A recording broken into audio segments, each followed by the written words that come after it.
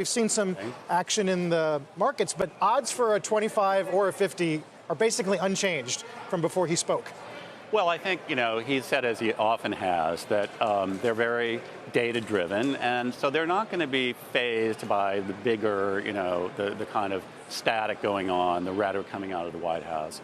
But I do think it's very interesting here that clearly Trump has two major weapons he can use against the Fed. The first is the bully pulpit, and that's going full force. But I think that's mainly for political consumption. And then he does have, it's not direct, but indirect ability to force them to cut rates by A, creating uncertainty and risk, and B, tanking the economy with a terrible, tariff strategy. And I think what we're hearing out of there, with both talking about the risk and the risk of greater tariff wars, is this danger that if things get bad enough, in large part thanks to policymaking from the White House, yes, the Fed will have to cut. Trump will get his wish.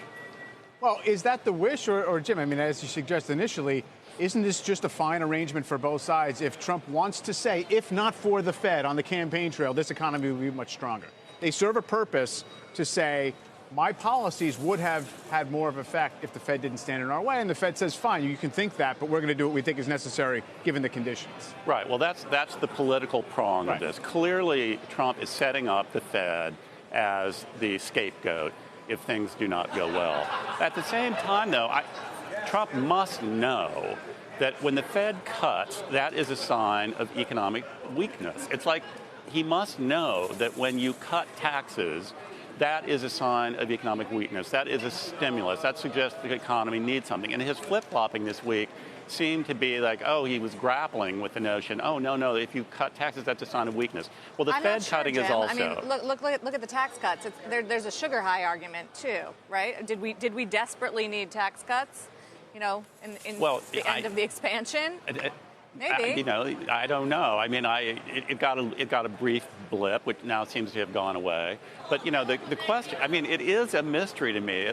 I'd love to know sometimes what Trump and his advisors are actually thinking, because, what we're talking about here is, something you learn in Economics 100. And we're not talking about some, Nobel Prize winning theory, an extremely sophisticated economic analysis.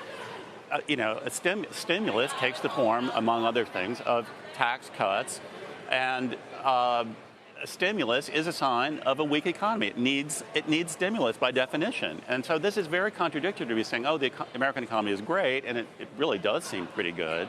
At the same time saying, no, we need lower rates and we need tax cuts. That is, illogical.